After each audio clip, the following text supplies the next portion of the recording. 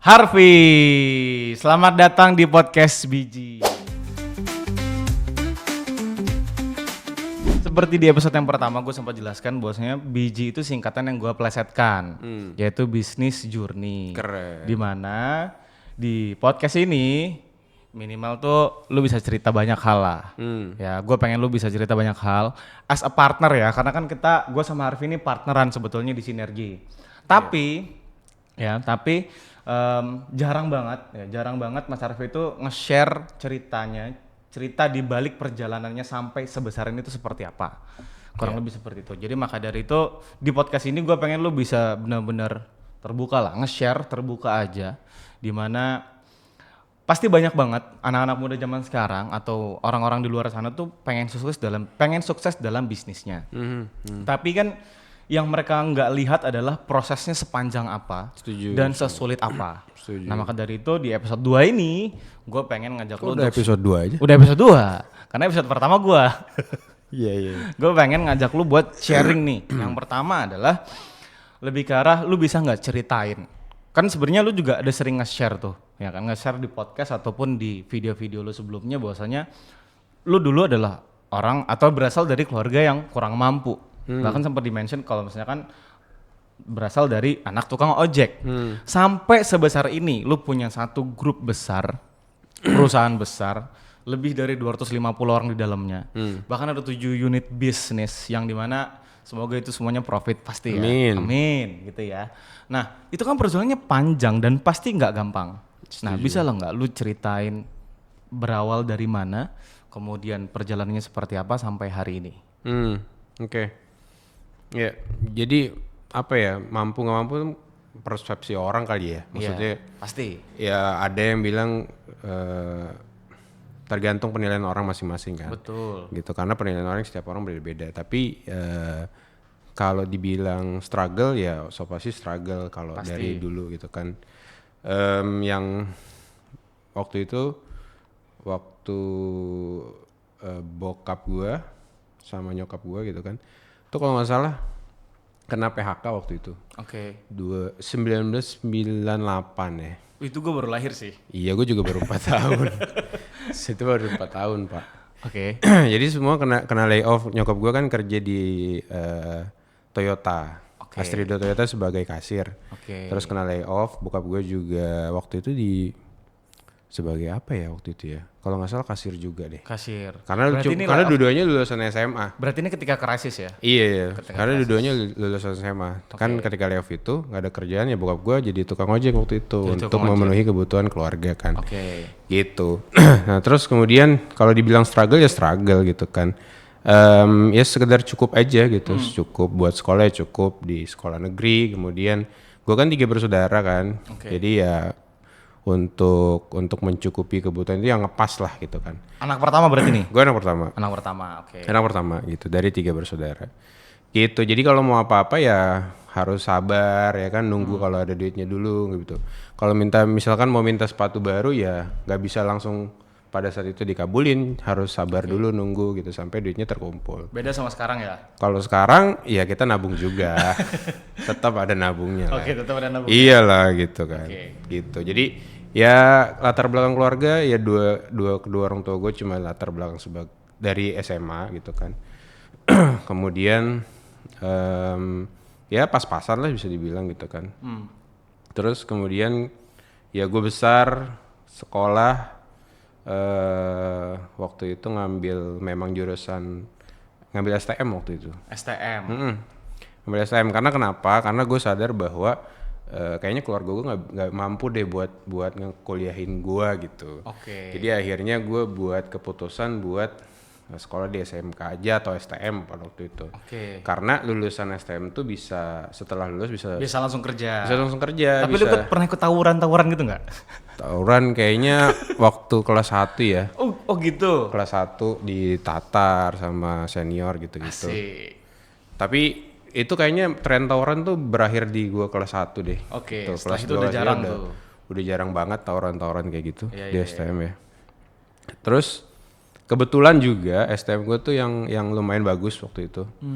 Namanya STM Pembangunan, kalau sekarang namanya SMK 26. Itu tuh sekolahnya 4 tahun bro.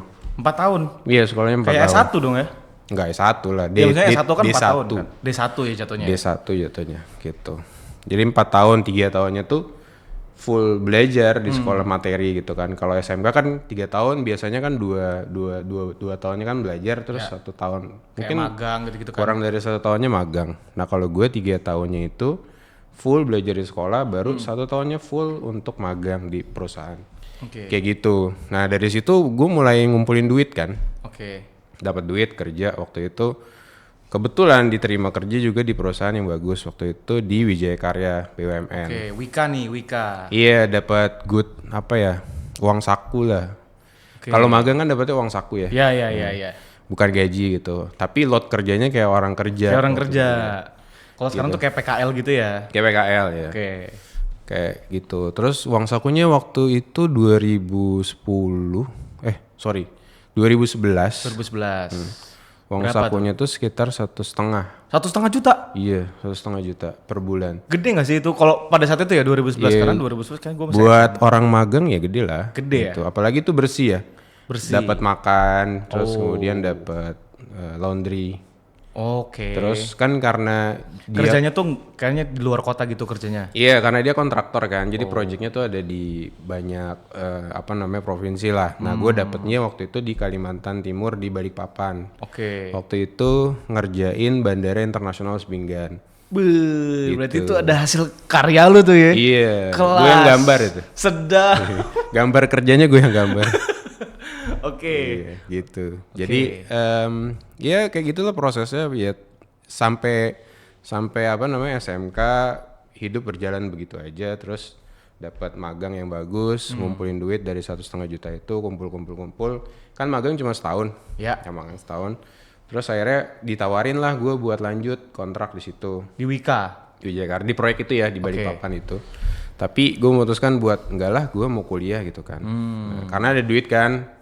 1,5 kali 12 tuh, ya kan? Ya sekitar 15 jutaan berarti. Iya, nah 15 juta itu gue pakai buat daftar kuliah. Berarti itu benar-benar ditabung semua? Iya ditabung. Wow. Ditabung, nggak jajan. Karena makan dapat ya? Makan dapat, 3 kali sehari dapat. Terus kalau misalkan, karena gue tuh kalau gue deket sama banyak orang ya kalau waktu kerja tuh, sampai OB gitu-gitu. Nah gue CSOB waktu itu, jadi kalau ada makanan lebih gue minta, gue lawan. Kadang-kadang suka dipisahin sama OB baik banget sumpah. Iya, bisa nggak lu semua tuh lu nabung gaji 12 bulan? Iya. Gue yakin nggak bisa sih. Karena entertain juga diajakin ini kan senior yang di situ. Kalau kontraktor gitu banyak entertainnya, apalagi dari subkontraktor. Iya banyak entertain gitu, ngajakin karaoke, makan kayak gitu. Banyak gitu. Nah, lanjut.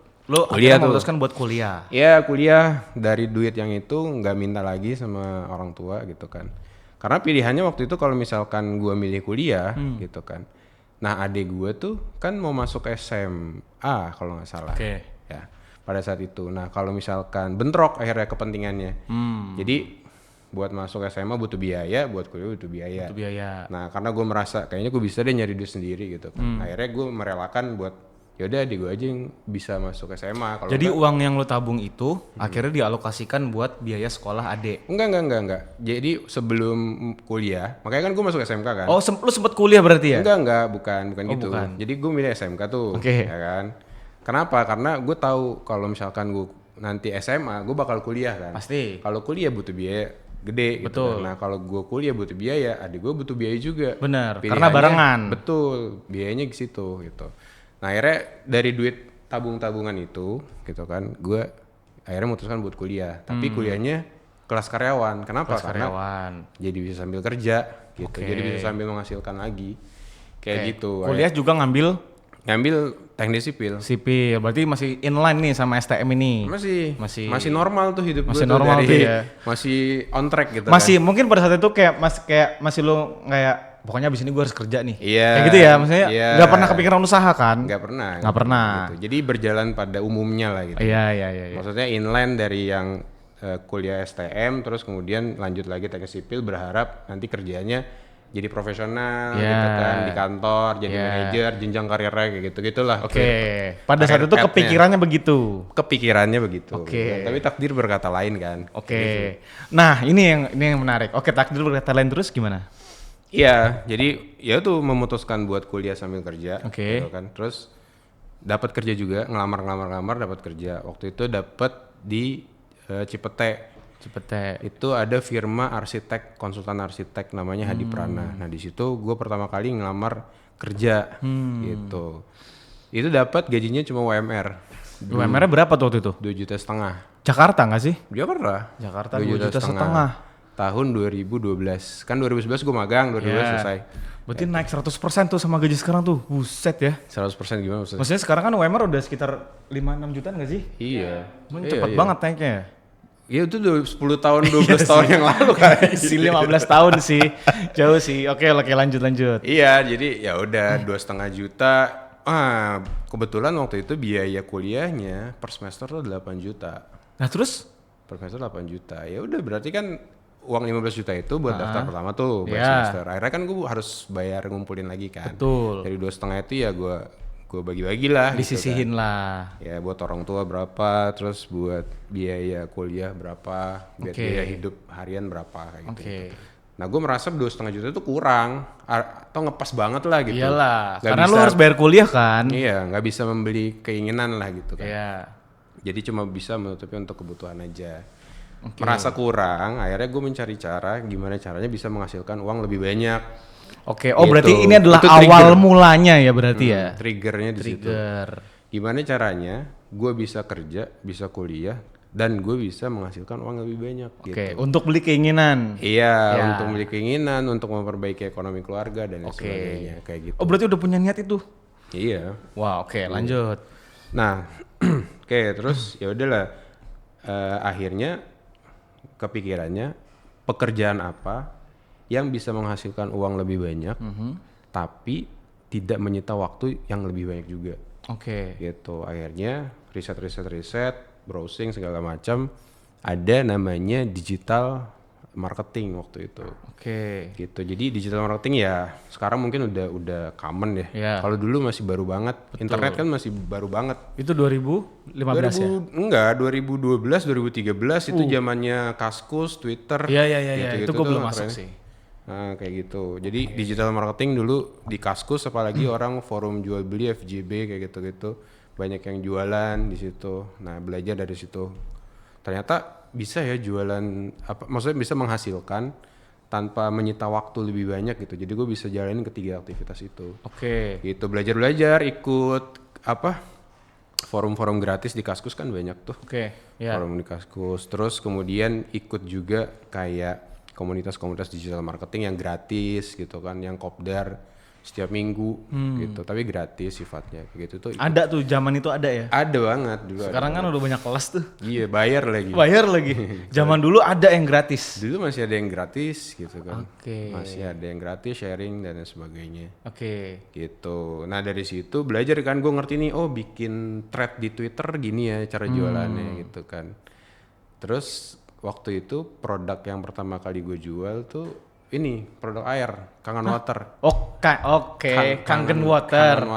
Kangen Water waktu itu. Nah itu kan banyak fungsinya. Jadi selain air kesehatan, dia tuh fungsinya bisa ternyata buat kecantikan juga bisa. Disemprot-semprot Klaimnya spray. ya. Klaimnya. Iya. Gitu. Dan itu lumayan bagus dan penjualannya gitu kan dari situ. Dari di Twitter bikin thread, kemudian broadcast di BBM waktu berarti itu. Berarti benar-benar pertama kali jualan online di Twitter. Twitter waktu itu. Set. Living legend bro ini. Di Twitter ada kok, gue kayak masih screenshot deh thread gue di Twitter. Gitu. Nanti gue tampilin ya di video ya. Iya, terus ngarahinnya ke BBM, @pin. Oh iya, @pin. Itu kan gue masih ngerasain sih gue @pin itu. Iya, kayak gitu. Nah dari situ mulai menghasilkan kan. Tapi ya seadarnya aja gitu, nggak yang wow banget penghasilannya gitu kan. Terus belajar dari situ. Lanjut. Nah kemudian ya dari itu kan menghasilkan tuh. Terus ada 2014 gue kenal Pay Traffic. Pay Traffic tuh yang iklan berbayar. Ya kayak Facebook Ads gitu. Facebook Ads, Meta Ads, atau Instagram Ads dan sebagainya. Kayak gitu. Nah itu ada workshopnya ternyata. Itu berbayar tuh. Itu berbayar. Oke, berarti sebenarnya aktivitas yang hari ini ramai itu dari dulu udah ada ya? Oh kelas-kelas itu udah ada sebetulnya. Banyak ya dulu juga? Iya workshop gitu. Oke. 2014 bulan Februari gue diajak teman gue waktu itu yang satu komunitas waktu itu. Oke. Namanya Dewanta Fahru Reza, sekarang juga masih aktif dia gitu. Oke. Nah diajakin gue bro ikut kelas ini yuk gitu. Waktu itu namanya Facebook Ads for ClickBank. Apa tuh? Dia jualan produk digital, tapi diiklaninnya via Facebook. Oke. Tapi worldwide. Oh worldwide. Iya seluruh negara. Jadi lu bisa ngiklan ke negara lain dong? Iya bisa ke US, ke Europe kayak gitu-gitu bisa gitu. Dan itu based on commission. Jadi kalau produknya terjual, ya lu dapat komisi. That's it. Kayak affiliate lah. Affiliate persis ya, persis. Cuman yang lebih ditekankan adalah gimana caranya ngiklan produk digital ini ke seluruh dunia dan untung kayak gitu. Nah itu harganya waktu itu 4 juta. Workshopnya di zaman itu dong, lumayan dong itu 4 juta. Lumayan. Nah pilih waktu itu kan ya gue namanya masih kuliah gitu kan, terus masih kerja juga. Akhirnya ngumpulin duit. Wah itu tuh mau bayaran semester kalau nggak salah. Nah kan bingung ya, ada workshop, ada yang ngajakin workshop harganya 4 juta. Tapi dan lu harus bayar kuliah. Iya. Per semester waktu itu ya. Per semester 8 juta waktu itu. Nah, terus kan, apa yang lu ambil? Iya, gue ikut workshop. Tapi kuliah kebayar juga nggak? Kuliah ya pada akhirnya kebayar. Tapi ya nunggak sebentar gitu. Iya, nunggak sebentar. Itu mah wajar lah. Wajar lah, oke. Tapi kan workshop nggak bisa di post ya kan? Benar. Gitu. Itu kan cuma ada sekali. Benar. Akhirnya gue ikut workshop gitu, belajar di situ dan sebagainya. Akhirnya ngerti cara ngiklan. Oh ternyata cara ngiklan di Facebook seperti ini. Cara nargetin iklan di Facebook seperti ini, bikin kontennya seperti ini, kayak gitu. Itu awal mula gue belajar digital marketing yang berbayar. Oh yang berbayar. Yang berbayar di situ. Karena sebelumnya yang gratisan tuh. Gratisan gitu. Oke. Terus hasilnya ternyata meskipun itu berbayar, kan dipraktekin kan, dan itu butuh modal kan buat ngiklan. Benar. Ya itu boncos tuh. Lu boncos tuh awal-awal tuh. Boncos. Ya Allah. Berharap tinggi kan, dapat ribuan dolar nih gue nih dari. Asik. Dari jualan produk digital. Gitu kan. ClickBank itu gitu kan, harapannya seperti itu. Tapi ternyata kenyataannya realita berkata lain. Boncos. Gede nggak? Kalau nggak salah sekitar 2 juta, 3 juta gitu, segituan lah. Pada saat itu yang dalam kondisi seperti itu ya pasti gede lah. Gede banget gitu kan, banget gitu. Itu nyoba kalau nggak salah sekitar 2-3 bulan deh, nyobain testing itu. Gitu, jadi nggak 3 juta dalam sekali waktu, selama periode 3 bulan itu habis 2 juta, 3 juta. 2 jutaan habisnya. Testing kan, gitu. Oke. Ya dari situ bingung kan, frustasi, gimana nih? Udah ngeluarin duit 4 juta, udah ngiklan. Boncos 2 juta. Boncos 2 juta. 6 juta nih. Anjir penipu nih gue bilang. Penipu nih gue bilang gitu kan. Nah terus akhirnya gak berhenti di situ bro. Kan waktu di workshop offline tuh kita banyak kenalan ya. Iya pasti. Networking segala macam. Nah ada satu orang, gue ketemu di sana. Ternyata dia pernah winning sebelumnya di jualan produk ClickBank itu, pernah winning gitu. Tapi nggak berhenti di situ gitu kan. Waktu workshop offline itu, waktu kelas itu kan networking segala macam. Kenal gue satu orang yang memang dia beneran menghasilkan dari situ. Puluhan ribu dolar waktu itu kalau nggak salah. Sampai beli mobil segala macam lah gitu. Gede dong penghasilannya. Lumayan 50 ribu, 60 ribu kalau nggak salah. Ya. Kalau sekarang 1 M ya. Iya, kalau dulu sekarang mungkin sekitar 600-an gitu. Iya, 600-700 juta gitu kan. Tuh. Nah, kenal di situ, terus kemudian kan mentok nih setelah coba-coba 3 bulan gagal gitu kan. Akhirnya gue inget nih satu orang ini gitu kan yang berhasilkan. Akhirnya gue kontak. Namanya Aditya Rahman. Nah, gue kontak itu ya permisi ya, assalamualaikum gitu kan. Gue kontak tuh, perkenalkan gue ini, inget gak waktu itu kita ngobrol segala macam ya kan. Nah dari situ ya gue utarakan lah kepentingan gue apa waktu itu. Gue mau belajar dong gitu. Gue udah nyoba ini tapi masih boncos nih. Gimana ya lu gimana sih cara ngiklannya, cara bikin kontennya, cara targetingnya segala macam kayak gitu kan. Akhirnya ini luar biasa baik orangnya bro ternyata. Jadi waktu gue chat gitu emang responsif, terus ramah juga kan. Akhirnya gue diajakin ketemu ngopi waktu itu di Bogor. Di Bogor. Iya di Bogor. Gitu. Udah diajarin lah step by stepnya. Semuanya dikasih gitu kan. Udah dikasih caranya, dikasih makan pula gue. Gratis ya. Oh, enak bener loh, masih kuliah. Kayak gitu. Kan wah baik banget lah ini orang gitu kan. Terus nah pulanglah dari situ, gue coba tuh, ternyata beneran bisa tuh, berhasil.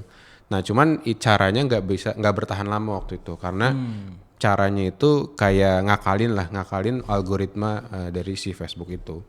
Gitu. Tapi berarti sempat untung tapi kan? Sempat untung. Tapi sebenarnya ilmunya beneran kepake. Nah dari produk digital itu switching akhirnya nyari produk-produk fisik yang bisa dijual. Gitu. Waktu itu pertama kali gue jual online yang produk fisik. Itu tuh jualan baju jersey bola. Jersey bola. Iya jersey bola. KW Vietnam atau apa? KW Vietnam AAA. Anjir. KW Vietnam apa Thailand deh kayaknya. Iya KW Thailand ya. KW Thailand ya. Kayak gitu. Jadi jualan itu ya baik itu bajunya, terus merchandise-nya juga kayak tasnya, topinya kayak gitu-gitu. Nah itu pakai Facebook Ads. Gitu. Laku gue yang nge-CS sendiri, gue yang iklan sendiri. Jadi one man show nih. Iya kan masih coba kan. Coba dulu nemuin flow-nya seperti apa, ritmenya seperti apa kayak gitu kan. Coba sebulan itu kalau nggak salah omset gue 600.000. Sebulan 600.000. Lah iklannya berapa? Iklannya murah cuma 200 gitu. Oke berarti ada untung 400 ribuan. Iya gitu. Itu bukan omset sih, lebih ke apa namanya gross profit. Gross profit ya. Ya udah dipotong HPP. Gitu. Nah dari situ ngulik-ngulik lagi, cari produk-produk yang marginnya tinggi gitu kan. Terus kemudian bisa apa namanya produk cycle-nya tuh repeat-nya lebih lama gitu ya. Iya betul, berulang kali gitu kan.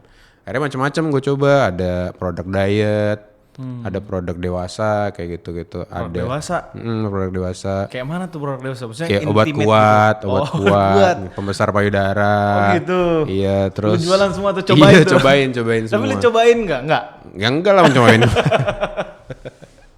Ya siapa tahu ya kan. Produk diet, terus ada produk unik dari Cina kayak gitu-gitu. Pemutih ketiak, cobain semua kayak gitu-gitu. Ternyata memang bagus. Dan tapi karena bukan brand sendiri, itu jadi cyclical lah gitu. Jadi ada masanya, ada trennya lah, berganti trennya gitu. Dan itu lumayan menghasilkan waktu itu. Main produk-produk kayak gitu tuh lumayan bisa hit puluhan juta waktu itu.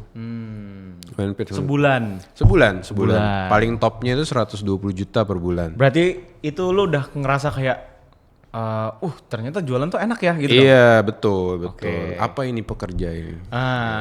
Apa ini kerja? Nah, pada saat itu mindset lu udah berubah belum? Maksudnya dalam tanda kutip, gue pengen usaha aja deh gitu. Belum. Tetap masih pengen kerja? Bukan masih pengen kerja karena kan uang katakanlah 120 juta omsetnya ya. Paling bersih-bersih ya sekitar 80-70 juta. Ya gede lah. 70 juta gitu kan. Iya kan? Maksudnya kerjaan mana yang mau gaji lu segitu? Betul, tapi kan itu belum bisa ngeflip kondisi keluarga dengan uang segitu. Iya pasti. Sebulan cuma 70 juta gitu kan. Itu kan dan fluktuatif waktu itu. Ya mestinya naik turun lah ya. Naik turun gitu kan, gak stabil di 70 juta terus enggak. Ya kadang 70, kadang 40 ya, kadang cuma 10, kadang kalau iklannya disable 0. Ame, kalau dulu kan ame kan. Berarti pada saat itu masih keinginan bener-bener pengen punya usaha tuh masih belum sekuat itu? Belum. Terus ya kan dari situ omset 120 tuh gue udah mulai hire karyawan waktu itu. Tapi sifatnya remote gitu. Karyawan yang hire pertama kali gue hire tuh CS waktu itu. Jadi gue delegasiin pekerjaan CS gue ke orang lain buat bisa ngerjain atau closing lebih banyak gitu kan.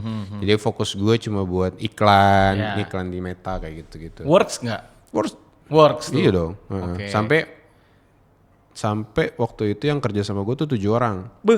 Dari 1 nambah lagi sampai 7. Sampai 7 orang. Berarti 7 CS maksudnya? 6 CS, 1 admin buat nginput orderan. Kelas. Iya. Tapi di situ pertanyaan gue masih sama ya. Apakah di hari itu atau di saat itu mindset lu udah bener-bener pengen jadi pengusaha atau masih belum, masih kerja aja. Masih kerja aja kan aku masih kuliah juga tuh. Itu masih kuliah juga? 2014, 2015, 2016. Padahal udah punya 7 karyawan? Oke. Karena fluktuatif banget kan. Oke, paham. Fluktuatif. Jadi kadang-kadang iklannya disable, ya kita nggak bisa ngiklan. Harus cari cara biar kita bisa omset lagi kayak gitu. Nah itu yang membuat gue kayaknya, wah gila fluktuatif banget ya. Gimana kalau misalkan sebulan, 2 bulan, atau 3 bulan gak ada penghasilan gitu kan. Nah itu jadi pertimbangan sih. Oh itu yang masih membatasi sehingga mindset tuh bener-bener belum jadi pengusaha banget waktu itu. Belum.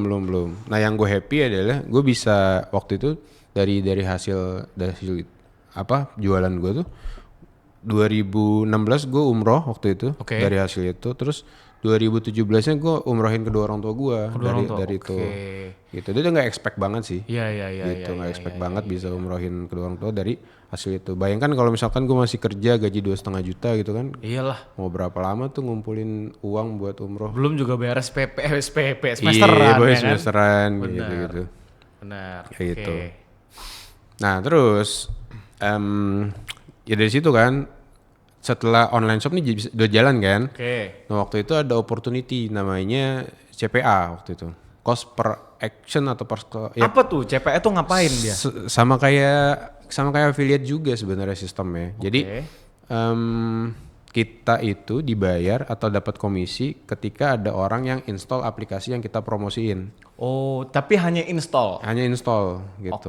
Dapat komisi dari situ? Dapat komisi. Jadi install waktu itu ada Baidu namanya. Baidu. Apps Android namanya Baidu browser. Nah itu kan punya Cina. Nah Cina naro apps-nya di situ buat dipromosiin di affiliate network namanya. Nah gue cuma ngiklanin doang waktu itu, ngiklanin aplikasi itu ke Meta. Ternyata banyak orang yang install kan. Nah gue dapat komisinya kecil, cuma $0,5 per install. Iya. $0,5 per install. Tapi yang install banyak kan. Banyak. Nah akhirnya dari situ gue dapet kurang lebih $30 ribuan waktu itu. Iya, $30 ribuan. Berarti pada zaman itu sekitar 400-an dong? Iya, 400 juta tuh. Cuman dari install Dari install doang. Tapi itu ya banyak. Itu hoki ya, itu hoki banget. Iya, itu momentum mungkin kita sebutnya. Momentum ya. Karena ternyata di restrict sebenarnya nggak boleh ngiklanin aplikasi seperti itu. Sama Facebook gitu. Jadi ya itu cuma bertahan sebentar aja. Nah, terus duitnya buat apa? Duitnya buat ngegulung lagi, bisnis lagi gitu kan. Akhirnya lu masukin lah ke bisnis online shop lu ini tadi. Betul gitu. Jadi nambah karyawan lagi gitu kan. Makin banyak nih karyawannya. Makin banyak. Itu omsetnya udah 170 ya itulah, di atas 150 lah. Omsetnya gitu. Itu 2015, 2016, 2017 gue lulus. Waktu itu gue lulus kuliah. Gue lulus kuliah, selesai. Nah, menariknya adalah ketika gue lulus tuh baru ada jadi pemikiran gitu. Goalsnya gue mau fokus. Kemana nih? Iya betul, mau kemana nih? Mau kerja aja? Atau memang ya fokus aja di bisnis gitu kan. Ngembangin atau seriusin bisnis ini biar lebih gede lagi gitu kan. Betul, ya ibaratnya lu lulus kuliah punya omset di atas 150 juta. Ya aneh sih menurut gua kalau misalkan nggak diterusin ya. Iya gitu kan. Nah sebenarnya kenapa gue memilih bisnis, karena gue 3 kali daftar CPNS terus apply di PLN, di Telkom, terus ditolak semua, gagal semua. Jadi gue nggak kebayang kalau lu pakai baju seragam oranye coklat apa sih, warna apa sih PNS itu? Ya PNS coklat gitu sih. Iya, jadi awalnya ya kan nyoba gitu kan, berusaha buat kayak profesional cakep nih, punya stable income kayak gitu kan. Jadi makanya lu ngelamar CPNS. Iya CPNS, PLN, Telkom, itu 3 kali ditolak semua. Nah karena gue udah nyoba, udah berusaha belajar dengan baik gitu kan, tapi ternyata gagal juga. Gue merasa bahwa kayaknya takdir gue bukan di sini. Gitu, akhirnya gue harus mencoba sesuatu yang berbeda. Akhirnya ya udahlah gue pilih buat bisnis. Berarti sebenarnya niat atau mindset lu tuh bener-bener pakem banget ketika lulus. Iya betul. Ketika lulus kuliah baru dan itu karena lu udah nyoba CPNS dan sebagainya. Betul. Jadi udah nyoba, artinya ya setidaknya gue tahu gitu, gue nggak di sini karena gue udah berusaha mencoba 3 kali. Gitu, bukan nggak mencoba sama sekali. Iya. Gitu sih. Dari situlah gue pengen bisnis gitu ya? Iya, gue maksudnya bukan pengen bisnis, serius untuk ngembangin bisnis lebih jauh. Yang udah lo jalanin itu? Betul. Oke. Betul, 2017. 2017. Ya, 2017 masih jalan seperti biasa, business as usual lah kayak gitu. Dengan karyawan yang ada, tapi masih remote semua waktu itu. Jadi nggak ada tempatnya, nggak ada kantornya. Gitu, cuma meeting online waktu itu. Oke. Briefingnya juga online, sebagainya kayak gitu. Semuanya online tuh. Semuanya online. Oke. Gitu. Jadi dimodalin aja HP-nya masing-masing gitu kan. Terus kita kontrol setiap hari dari online. Kurang lebih gitu sih. Terus untuk produknya juga masih belum punya produk sendiri waktu itu. Ya, masih dari produk orang lain lah. Betul, kayak gitu. Jadi produk orang lain kita jualin reseller atau ngambil dari distributor kita jualin lagi gitu kan, unbrand. Yang penting ya mindsetnya bukan bisnis sih, lebih ke trading aja, jualan, dagang aja gitu. Yang penting gue dapat margin berapa, gue rasa marginnya cukup buat gue, ya udah gue jualin gitu. Si simpel itu sih dulu. Nah, terus 2017, 2018 itu kan boomingnya marketplace ya waktu itu ya. Betul.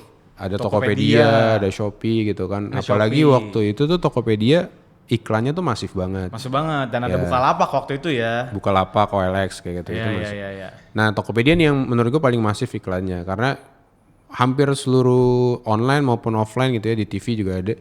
Setiap iklannya tuh gini message-nya, udah cek Tokopedia belum? Oke. Nah, gue kan ngiklannya di Facebook ya. Nah di Facebook tuh banyak yang komen, oh beli barang ini di Tokopedia aja. Gitu. Karena kan gue markup harga kan. Bener. Yang gue jual gue ngambil misalkan barang dari distributor nih. Gocap misalkan. Gocap, gue markup jadi 150, gue iklanin gitu. Okay. Nah ternyata di Tokopedia itu ada distributornya dengan harga yang 50.000 gitu.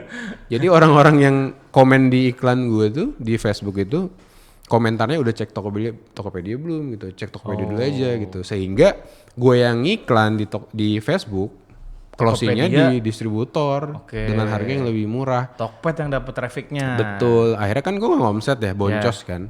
Dari situ gue evaluasi tuh, ternyata kayaknya udah nggak bisa nih jalan dengan produk orang lain, harus punya brand sendiri. Itu 2019? 2018. 2018. Okay. Dan ternyata banyak juga teman-teman yang satu profesi digital marketer gitu ya, punya isu yang sama gitu. Jadi mereka nggak punya produk atau punya brand sendiri, mereka ngambil barang dari orang lain dan isunya sama, penjualannya menurun, susah jualan karena beralih ke Tokopedia. Bener, si distributor atau sumber produknya ini jualan di Tokopedia ternyata, gitu di marketplace lah gitu. Akhirnya pada kesana semua. Oke. Gitu. Dan kapan waktunya ketika lu nentuin kayaknya gue harus punya brand sendiri atau gue harus punya brand sendiri nih? Karena pendapatan bulanan gue udah mulai terganggu gitu. Oke. Jadi ya harus mikirin gimana caranya mendapatkan pendapatan lagi gitu, melancarkan pendapatan lagi. Oke. Gitu. Akhirnya udah mikirin kayaknya harus punya brand sendiri nih, tapi brand apa, produk apa gitu kan. Dan gue nggak punya experience di situ. Buat produk kan nggak punya experience kan. Benar. Gitu. Apalagi background gue teknik sipil, apa hubungannya gitu dengan produk kayak diet, produk bisa skincare. Iya bisa gambar. Produk obat kuat itu kan nggak ada hubungannya gitu. Gitu. Tapi yang gue cintai adalah transaksinya, jualannya, proses jualannya gitu. Apalagi ada duitnya. Iya kayak gitu. Nah ternyata ada teman-teman juga yang sama nih isunya. Nah waktu itu sering ngobrolnya sama partner gue yang dulu tuh, Irfan sama Iman waktu itu. Nah kita berdua sama, punya isu yang sama, akhirnya kita coba komit buat bikin brand bareng yuk gitu. Comes up dari situ. Punya brand tuh dari situ akhirnya. Itu di 2019. 2019. Pertama kalinya brand lu lahir tuh di situ. Iya, 2019 gitu. Dari 2018 itu proses buat brainstorming, penentuan nama, hukum segala macam kayak gitu di 2018. Launchingnya 2019 gitu. Oke, berarti di 2019 itu adalah brand pertama. Brand pertama. Nah, tapi kalau misalkan kita flashback ke awal di mana lu kan tadi sempat mention bahwasanya lu punya keinginan untuk nggak cuma buat diri lu tapi lu pengen ngerubah ekonomi keluarga lu. Betul. Dan itu terjadi pada saat 2017. Waktu gue umrohin. Oh itu udah mulai itu udah mulai, maksudnya tabungan udah banyak. Asik. Udah bisa umrohin orang tua gitu. Terus beli rumah pertama gue di 2017. Bahkan pada saat belum punya brand. 2017 ya betul. Berarti pada saat belum punya brand dong. Belum punya brand. Jadi waktu itu gue kan gak punya rumah. Iya. Jadi waktu itu maksudnya termasuk orang tua juga belum punya waktu itu. Belum punya rumah gitu. Oke. Nah waktu itu tuh gue tinggal di rumahnya kakek nenek gue di Jakarta waktu itu. Itu kan gabung tuh ada adiknya mama gue, ada kakaknya mama gue waktu itu kan di situ tuh. Oh rame berarti itu rumah ya? Rame. Nah setelah meninggal itu kan nggak jadi warisan lah kan rumah itu. Nah akhirnya daripada nggak ada yang ngurus dan kebetulan juga ketika nyokap gue itu nanya mau dijual apa enggak rumahnya, mau dijual gitu kan, dan kebetulan duitnya juga ada waktu itu, gue akhirnya bayarin rumah itu buat tempat tinggal kita keluarga. Oh gitu. Jadi rumah itu dibeli, rumah kakek nenek itu dibeli sama Lus dan orang tua. Betul. Jadi buat tempat tinggal orang tua lah waktu itu rumah situ. Nggak gede, cuma ya rumah di Jakarta berapa sih? 45 meter persegi waktu itu. Yang rumah yang sekarang kan? Rumah di Jakarta. Yang sekarang kan? Iya yang sekarang. Okay. Gitu. Jadi dari situ, maksudnya dari jualan-jualan online itu gitu kan, online shop segala macam, gue bisa umroh sendiri, umrohin orang tua, sampai beli rumah buat mereka tinggal kayak gitu kan. Jadi nggak usah mikirin ngontrak atau apa, tapi di situ udah milik sendiri kayak gitu. Oke. Bahkan belum punya brand aja, 2017 tuh udah beli rumah loh guys. Iya kan? Iya, alhamdulillahnya seperti itu. Alhamdulillahnya seperti itu. Maksudnya ya di sisi lain kalau gua ngeliat ya lu mungkin sangat disiplin lah dengan nabung ya. Kalau dia dengan gua kan. Iya. Karena ya itu kenapa disiplin nabung, karena gue takut miskin lagi. Guys, kalau kalian takut miskin, disiplinlah dalam menabung. Jadi mau nggak mau ya gue lebih secure gitu ya kalau punya tabungan yang cukup menurut gue angkanya. Gitu. Jadi gue selalu nabung gitu. Tapi sekarang bergeser mindsetnya, bukan nabung secara artian nyimpen uang, tapi nabung dalam artian apa yang gue tabung itu bisa berkembang gitu. Artinya investasi gitu. Lah, investasi. Paham. Gitu. Paham. Siap ketua Easy. Bayangin ya 2017 padahal belum punya brand. Dan sekarang ya, Sinergi itu kan gue bilang gede banget ya nggak bisa, tapi ya cukup lumayan besar. Dimana kalau misalkan semua timnya digabung mungkin udah mendekati 300 orang gitu kan. Karena kan kita banyak usaha-usaha kita tuh yang ada di luar kota juga dan sebagainya kan. Bahkan ada yang tidak terpusat di sini lah kantornya. Betul. Pertanyaannya adalah lu mengira nggak akan menjadi seperti ini? Enggak. Gue ya target ada gitu ya, punya target gitu, tapi nggak exact mengira bakal sejauh ini gitu.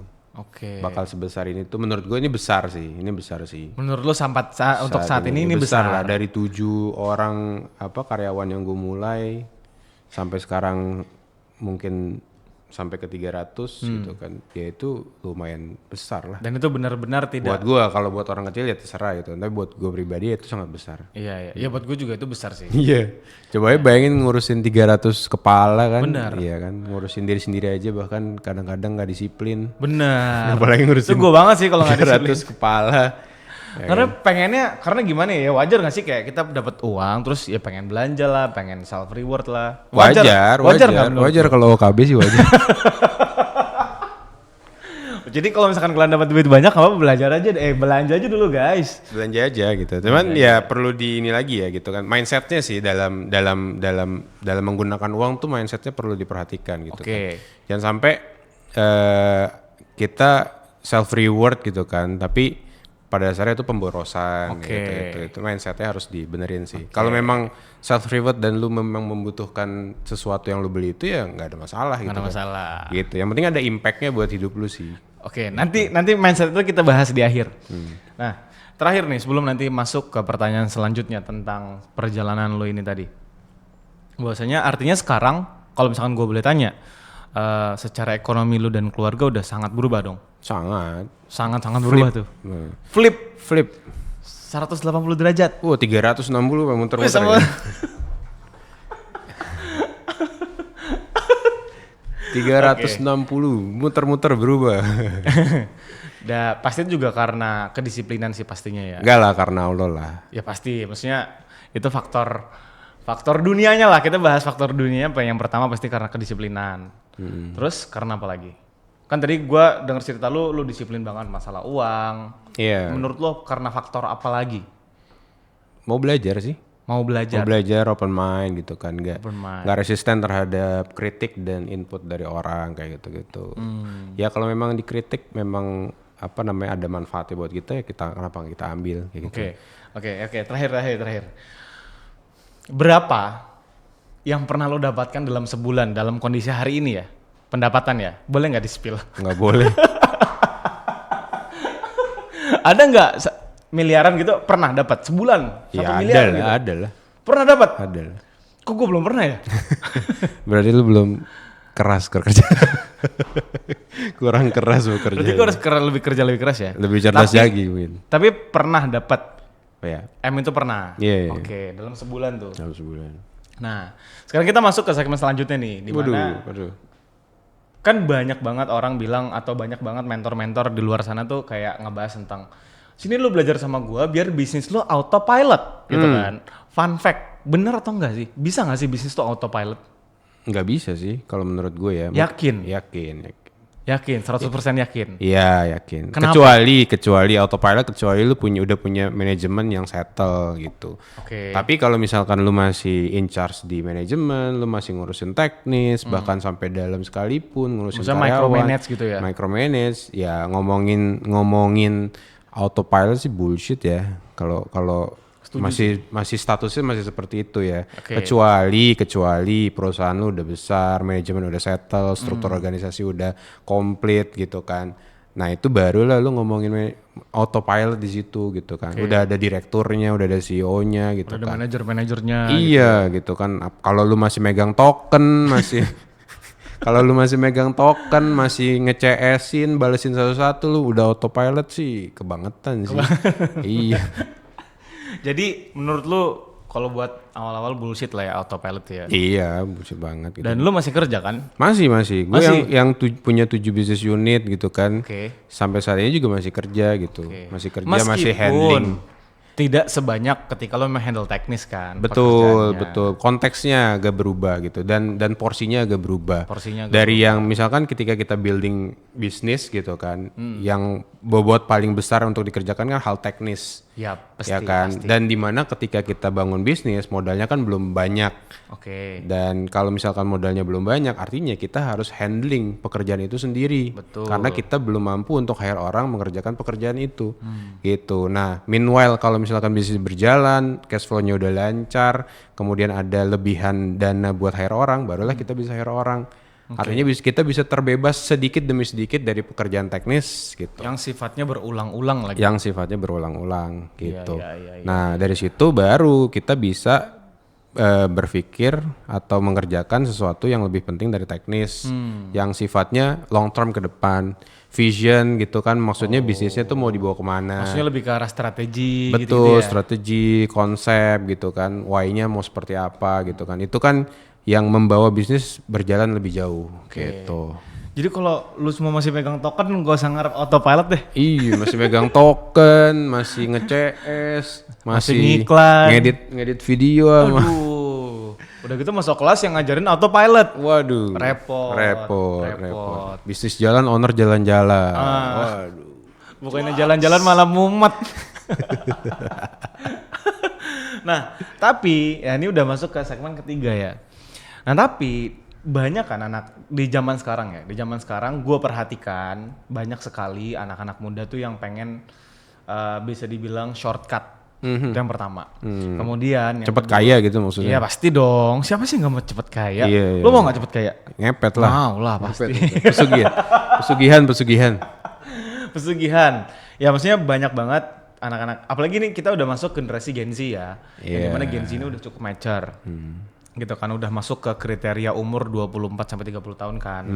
Nah, mereka tuh apalagi di zaman sekarang tuh udah banyak banget informasi dan sebagainya. Sehingga banyak banget yang pengen shortcut. Betul. Dalam prosesnya itu satu. Yang kedua, banyak banget yang pengen usaha.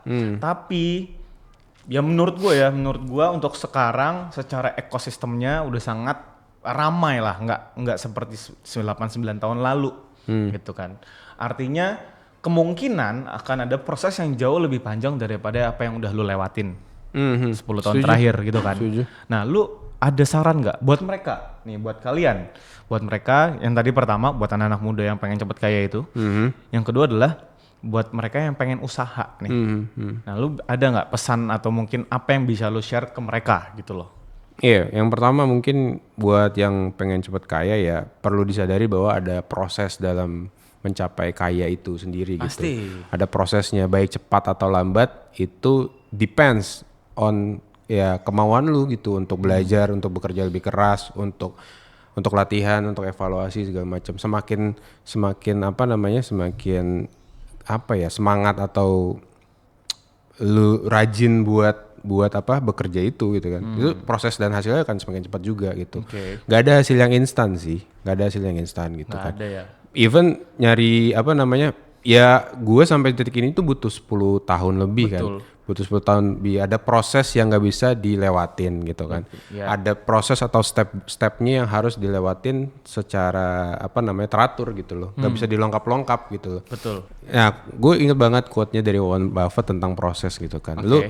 Lu itu gak bisa menghasilkan satu bayi dalam 1 bulan dengan menghamili 9 perempuan. Oh pasti. Gitu, karena untuk melahirkan seorang bayi itu butuh 9 bulan. Butuh 9 bulan. Gitu, kalau kurang dari 9 bulan, 7 bulan, 6 bulan kan prematur. Itu kan beresiko gitu kan. Ada risiko bisa mati. Ada resikonya lah. Betul gitu. Jadi sama dalam hidup tuh nggak ada yang instan, ada prosesnya, ada hukumnya gitu loh. Untuk mencapai ke sini tuh butuh waktu berapa lama kayak gitu. Oke. Kayak gitu. Jadi ya sampai sekarang kita masih belum nemuin cara tiba-tiba instan kaya kan. Iya, kecuali pesugihan sih. Sama bapaknya kaya sih. Sama bapaknya kaya gitu kan. Ngelanjutin bisnisnya gitu. Ya itu mungkin banget gitu. Cuman untuk instan ya butuh proses. Tetap butuh proses. Butuh proses. Dan proses setiap orang tuh berbeda-beda ya guys. Beda-beda tergantung kemauan lu sendiri. Bisa jadi 12-13 tahun. Bisa jadi lebih cepet juga gitu. Bisa jadi lebih cepet juga. Iya, gitu. Tapi ada proses yang harus dilaluin lah. Kayak gitu. Ada harga yang harus dibayar. Tetap ada prosesnya lah. Betul. Nah pertanyaan selanjutnya yang tentang ya buat orang-orang yang pengen mulai usaha itu gimana? Kan sekarang ekosistemnya tuh nggak kayak dulu gitu loh. Ya nasihatnya mulai dari sekarang. Tetap harus mulai dari sekarang. Iya mulai dari sekarang. Kenapa? Kalau lu nunggu nanti semakin ramai lagi. Semakin ramai lagi sih, bener sih guys. Semakin ramai lagi kalau nunggu nanti. Ya kalau misalkan gua berpikiran itu 10 tahun yang lalu, orang yang udah mulai duluan juga berpikiran sama. Betul. Oh ini udah ramai nih gitu. Gak mungkin gue bisa masuk di pasar yang itu. Tapi selalu ada opportunity sih di market tuh selalu ada opportunity. Selalu ada opportunity. Nah tinggal gimana kita jeli atau enggak ngelihat peluang itu dan bisa memanfaatkan peluang itu untuk keuntungan kita. Gitu.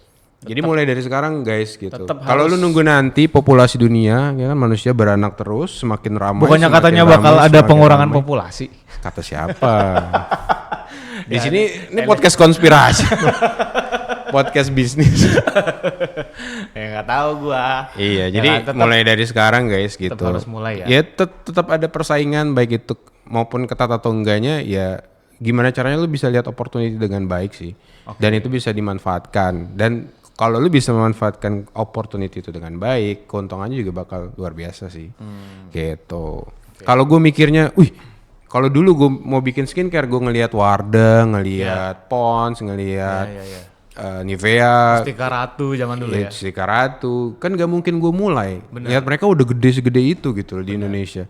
Gitu. Berpikirannya jangan comparing ke sana gitu. Tapi di market itu selalu ada peluang gitu. Tinggal lu mau atau enggak. Lu mau atau enggak ngerjain itu. Kebanyakan tuh udah pada mental block di situ dulu nggak sih? Iya, mereka tuh cuma berasumsi, membuat persepsi, terus judging. Wah kayaknya nggak mungkin deh gue bisa masuk ke situ. Padahal belum nyoba. Betul. Iya. Dan ketika udah nyoba dan gagal, yang disalahin tuh selalu orang lain gitu. Siapa tuh contohnya? Ya banyak lah contohnya. Ya kan, jadi di salah satu unit bisnis sinergi itu kan ada SRN namanya, ya kan. Jadi Sinergi Retail Network, ya memang itu perusahaan yang ngelola kemitraan kita, ya kan. Dan ketika gua ngobrol sama mereka juga gitu. Jadi ketika mungkin salesnya lagi turun atau mungkin jualannya lagi susah, yang disalahin itu selalu orang lain atau pihak-pihak lain gitu. Dia nggak pernah ngeliat dirinya sendiri, gitu sih. Ya itu salah satu hal yang menghambat pertumbuhan proses lu sih. Karena lu blaming orang lain kan. Kalau lu blaming diri lu sendiri, kalau misalkan yang salah lu, pasti ujung-ujungnya ke improvement. Yes. Lu akan mencari cara gimana caranya gue bisa naik level, bisa nggak goblok lagi kayak kemarin, nggak buat salah lagi kayak kemarin, gimana caranya gue bisa berhasil gitu. Yes. Pasti lu akan terus belajar gitu. Yes, jadi gitu guys. Jangan pernah salahkan orang lain atau keadaan. Karena mereka nggak bisa salah menurut gua. Nggak bisa salah. Nggak gitu. bisa salah menurut gua. Karena nggak ada keadaan yang salah sih. Keadaan itu selalu tepat menurut gue ya. Yeah. Tergantung kita mengambil maknanya tuh gimana gitu. Betul. Lah kalau gue menyalahkan keadaan ketika bokap gue jadi tukang ojek, nyokap gue kerja jadi kasir gitu kan nggak mungkin gue ada sekarang. Bener. Gitu. Kalau gue menyalahkan keadaan, tapi gimana caranya keadaan itu bisa membuat gue seperti sekarang. Gitu. Kelas guys. Nih kelas banget. Itu guys. sih. Kelas. Ntar dulu belum. Jadi seburuk-buruknya keadaan itu sebenarnya tergantung kita mau ngambilnya seperti apa, mau positif atau negatif. Tergantung kita ngeresponnya seperti apa. Oke. Gitu. Keadaan yang buruk kalau diresponnya positif, ya hasilnya juga otomatis akan positif sih. Berarti tetap intinya pada proses ya. Kalau dari ceritanya dari Mas Harvey, berapa berarti udah 15 tahun ya? Tahun Apa ini? tuh? Dari 2012, oh berarti 13 tahun kan lu Iya. berproses sampai 2013, di hari ini. Gitu kan, 13 tahun. 13 tahun. 13 tahun dan itu bukan waktu yang sebentar. Iya. Ya kan? Banyak juga pasti kesulitan-kesulitan yang lu dapat. Iya, Banyak bener. juga hal-hal yang lu nggak expect dan itu ngebuat lu belajar terus kan. Betul. Nah, untuk pertanyaan terakhir, tadi kan kita sempat bahas tentang mindset dan juga kedisiplinan lu tentang uang. Ya kan? Menurut gue ini menarik buat ada di video ini atau di podcast ini. Nah, lu bisa kasih tau nggak mindset lu terhadap nabung atau tentang uang tadi tuh gimana sih? Sehingga di 2017 tadi kan sempat lu bahas, lu tuh udah bener-bener totally ngerubah ekonomi lu dan keluarga lah. Karena kan yang namanya nabung, apalagi zaman sekarang, bro lu buka GoFood dan segala macem sekali mesen habis 40-50 ribu. Iya. Ya kan?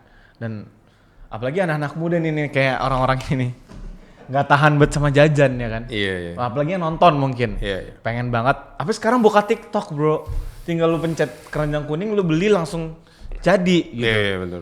Kalau COD gitu kan, berbeda dengan zaman lu pada saat itu. Tapi kan yang namanya mindset harus itu lifetime ya. Betul. Nah lu bisa nggak share tentang mindset tadi? Lebih ke kita tahu sih tujuan kita membeli sesuatu tuh buat apa gitu ya. Harus memisahkan mana keinginan, mana kebutuhan kayak gitu. Oke. Dengan lu tahu persis mana kebutuhan, mana keinginan, lu bisa objektif dalam menentukan pembelian lu misalnya kayak gitu.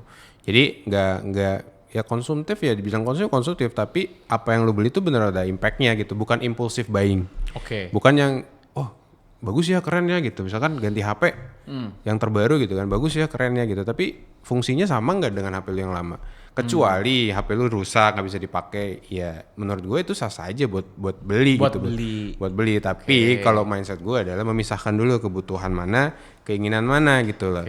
Penuhin dulu kebutuhannya, nanti kalau ada lebihnya boleh beli, memenuhi keinginan tuh boleh gitu. Itu satu. Kemudian yang kedua adalah buat orang-orang atau buat teman-teman yang di sana gitu ya. Ini buat mereka juga sih. Nah banyak sekarang kan ya karena mungkin sosial media gitu ya. Banyak sekarang kan trading, investing gitu kan. Sekarang kan lagi hype banget kan gitu kan buat orang-orang di sana.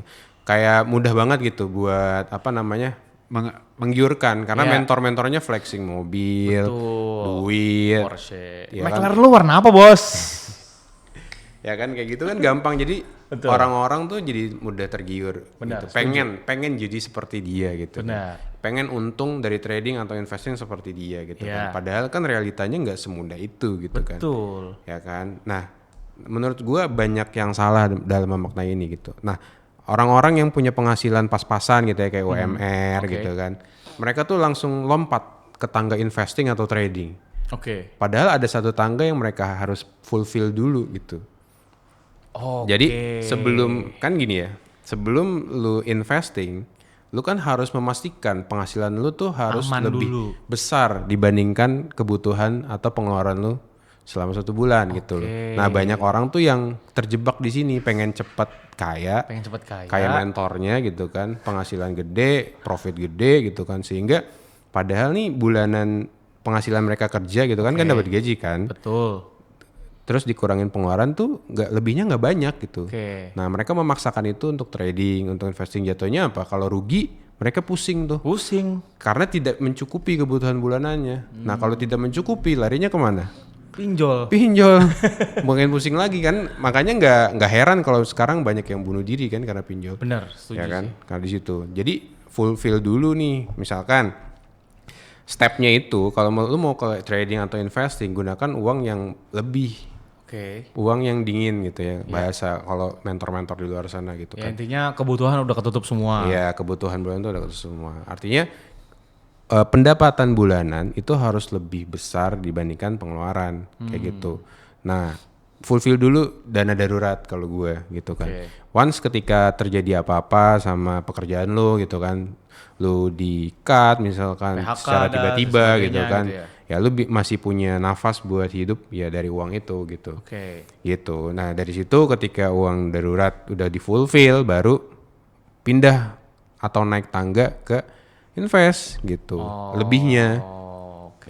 Kayak gitu. Jadi jangan mikirin untung dulu, tapi kita tuh buat hidup tuh udah save dulu. Mikirin gitu. aman dulu mungkin. Aman dulu gitu kan. Karena kan hidupnya ya nggak tahu ya, hidup manusia kan umumnya 60 tahun gitu kan, 70 tahun gitu kan.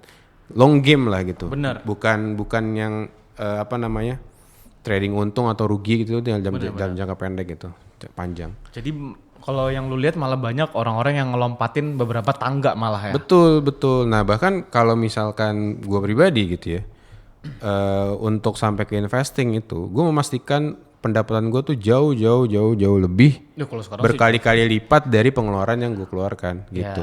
Nah banyak orang kan mentok di situ tuh.